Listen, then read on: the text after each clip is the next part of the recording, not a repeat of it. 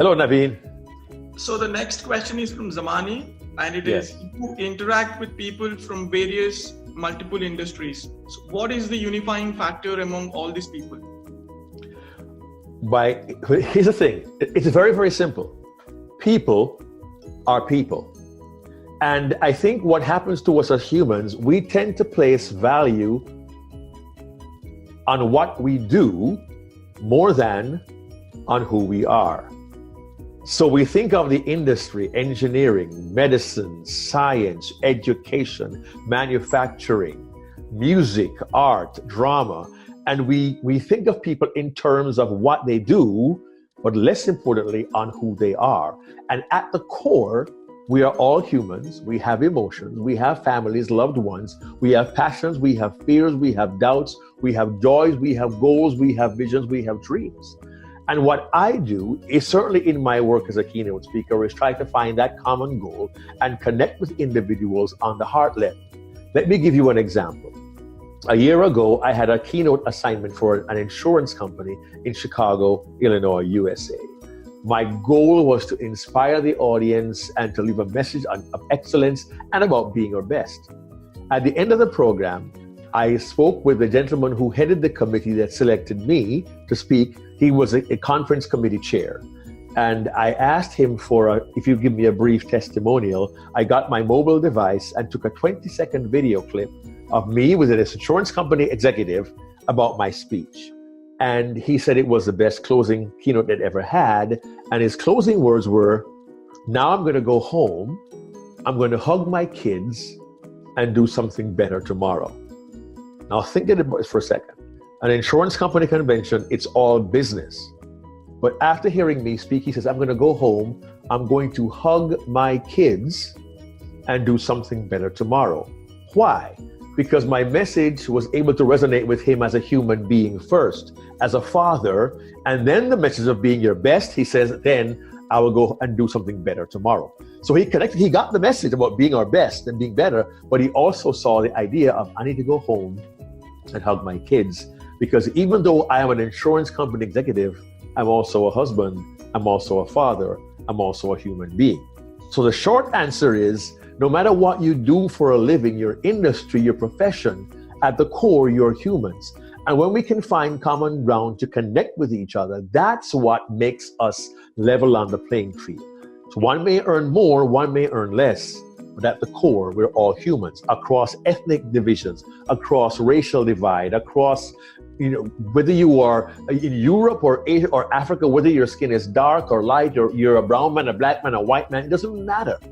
At the core, it's who we are. And that's why the Toastmasters program is so powerful. I go to an international convention and I get to see people from 100 countries get together as one. There aren't conflicts about war, and we're all in one place with one common goal. Let's be better communicators, better human beings. And that's what we have in common. And I have no difficulty across industries being able to communicate well with that mindset.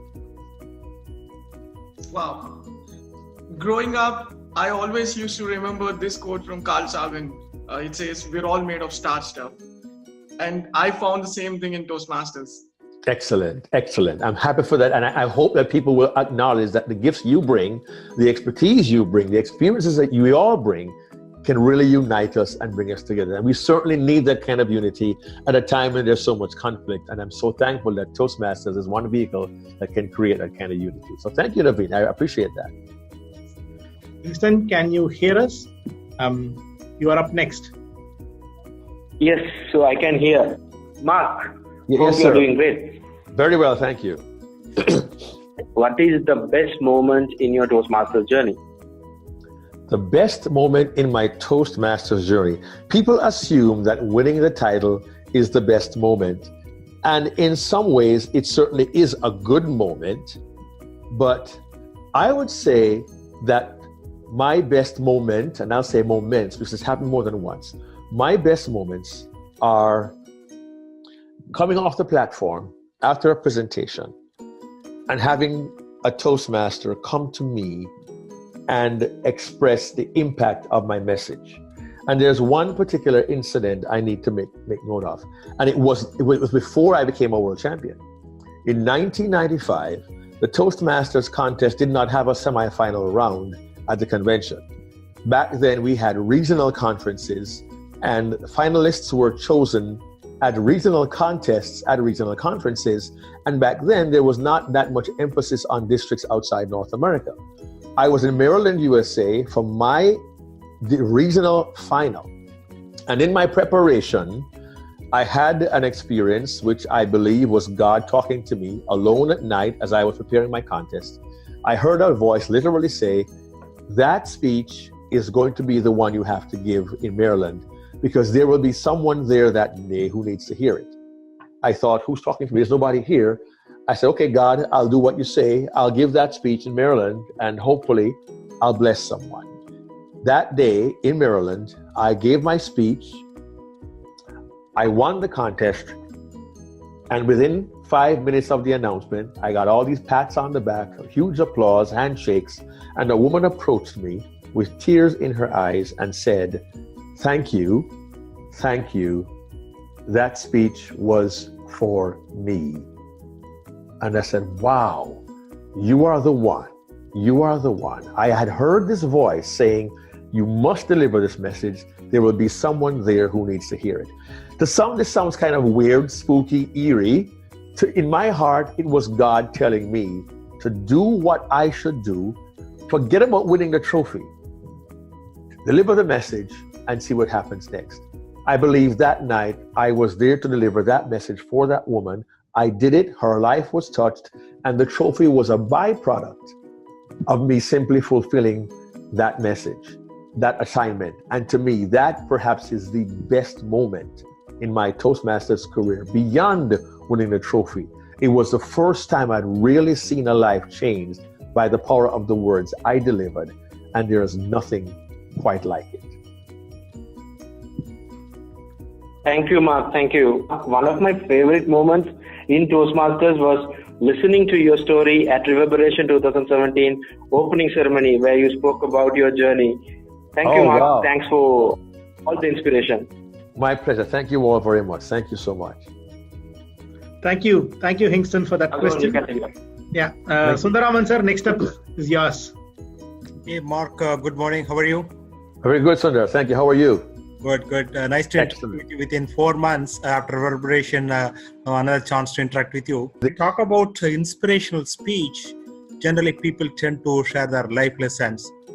But when we come to youngsters who are in 20s, they may have less experiences or incidents. So how can they handle such kind of situations? What kind of inspirational stories they can share?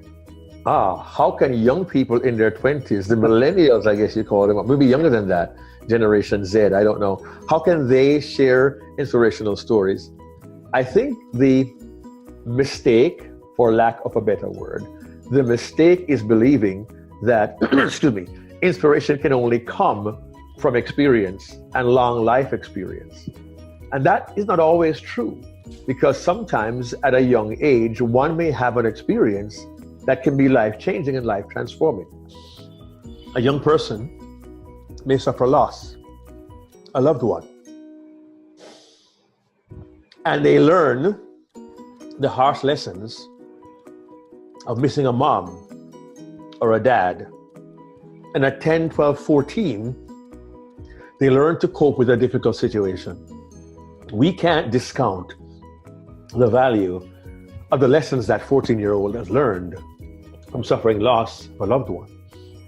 They have had, may have had a difficult situation that they've been through in their life that was hard, unexpected. They may have, and in America, it's very common for a young person to live with a divorce of mother and father.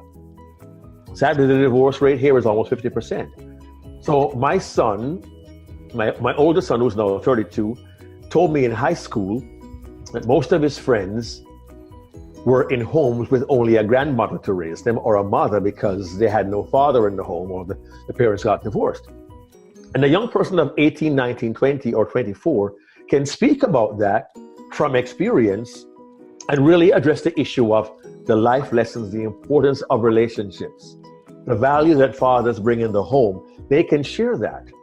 They may have suffered an injury when they were playing sports and they had great potential. They were going to be the next great footballer. And doctors told them, I'm sorry, you can't play football anymore. He's 21 years old. He had had 2 good years playing in university. He had planned to be a professional football player. He's now had to change his career. He or she can tell us what it was like to suffer that loss and how they have to adjust their life. So age alone is not the benchmark for experience and wisdom. If we all think about it, we probably all know somebody who is 40 years old and you think to yourself, I wish they would grow up. It's not a matter of years.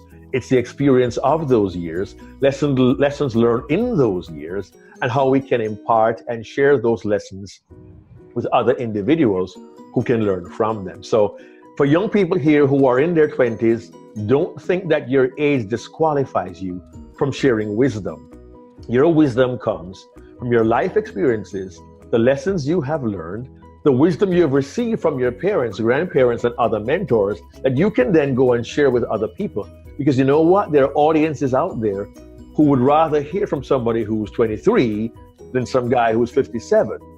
So don't discount the value of what you have learned, what you've experienced, and what you have to share if you're in your 20s. True. I agree with you. True.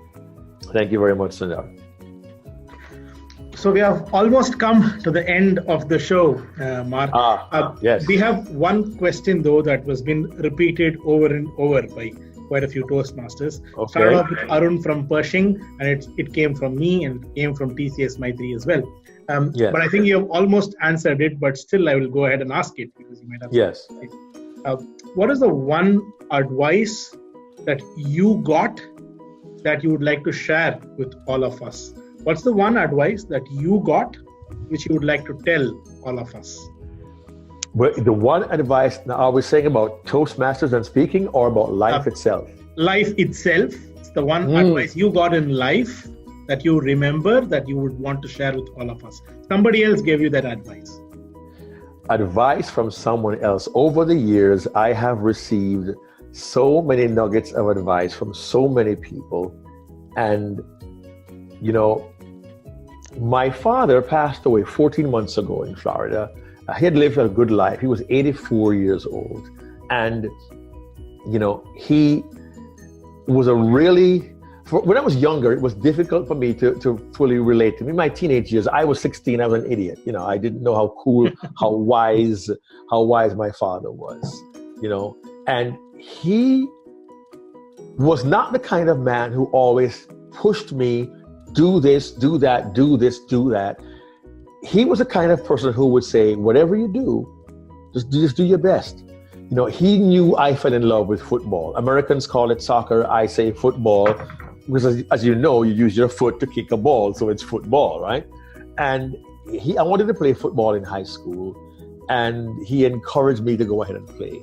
My mother made me learn piano lessons, and he encouraged me to just do it and do the best you can at it. And he would come to every football game, and he would go in the grandstand and he would sit there to watch me play. And, you know, in Jamaica back then, we had, you know, 10,000 people watching a high school game, but he always had in one particular spot. And I would find him, I would look for him, I'd find him, I'd wave at him, he'd wave at me. And he would always advise me by his words and by his life. You know, don't let people push you into doing what you don't want to do. You know, just do what you do it well. And I say the same thing to other people. Don't let people push you and pigeonhole you and say, you have to do this, you should, because they're giving you their opinion of what you should do. But if your heart says, I want to do this, then do that and do it to the best of your ability without trying to say, I have to compete against somebody else. Just do it, you know? And he always encouraged me with my music. He encouraged me with my sport.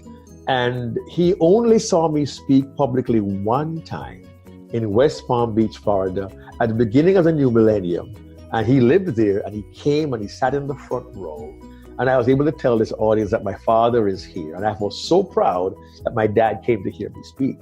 Whatever you do, just do it to the best, do it well, and do not be ashamed of what you choose to do or how well you do it. Thank you so much. Thank you so much, Mark. Thanks for sharing that with us. Oh, it was a pleasure. Pleasure for me. Definitely a pleasure. So finally, though you touched upon it, we would want you to tell us, why should any Toastmaster in District 82 attend Ovation 2019? Oh my goodness. Listen, there are a couple of reasons. There are certainly personal reasons. Your own growth, you have no idea the potential for growth you have if you attend Ovation. Now, it's 4 days. First of all, no conference, almost no Toastmasters conference anywhere except for international is going to run 4 days. And most conventions, they'll bring in a Toastmasters officer or they'll bring in a world champion. You get a double dose, double your money. You get the 2001 world champion, Darren LaCroix, my bald friend. I was his coach and mentor when he won in 01. And you also get a foreigner halfway around the world, and you get a semi-local from Asia. You get this 2015 champion, Mohammed Katani. Not one, but two keynotes, two world champions, 15 keynotes, okay? Now, people look at the convention at international. They go, wow, that's a huge place. What a huge stage. I'd love to be on that stage one day. Well, maybe you can. Imagine a 165 square feet stage, pretty much the same size as the international stage. That's the environment you're going to be in. It's going to be huge, okay? They're going to have a venue. Get this. The venue can seat 2,500 people. And I have it on good authority. It is the largest conference venue in Tamil Nadu. That's what you're going to get. The largest venue. You're not going to have 500 attendees, not even 1,000. Right now, I think right now they anticipate at least 1,500 delegates from District 82 are going to be there. That means you get to interact with different people all across the district to learn their best practices, what works for them in their club, in their area, in their division. You have a chance to learn what their best practices are. You get to share your best practices. You get to spend time in the hallway, not just learning in the sessions. You get to learn in the hallway from other individuals with the same goals that you have. You get to build brand new relationships. You get to find out what people are doing that works for them. And the thing is this, up until this year, we've always had two conferences. You had Reverberation in the fall and Ovation in the spring. Well, Toastmasters has changed that. Now it's one conference. That's Ovation. That's why you get 4 days. You get 15 keynote speakers, 2 world champions, biggest venue in Tamil Nadu. It is the event of District 82 for the entire year, and you do not want to miss it. I wish I could be there. I'm engaged somewhere else. I wish I could clone myself. You know, I could go to one place and then I would love to be in both. But this is your chance to be the very first conference of this kind anywhere in the country of India. It's the first of its kind. Maybe it'll be the best of its kind. You do not want to miss it. Opportunities to learn, to grow, to sit at the feet of the best, to share your best practices, to learn from others, to build great relationships, and to give the world a picture of how to run a great contest. You need to be in Chennai, Tamil Nadu, May 23 through 26 for Ovation 2019. Do not miss it. Wow. Mark, I'm lost for words. So I think I have to say something appropriate to wrap up this conversation, but I honestly don't have anything. So I'm You're very kind.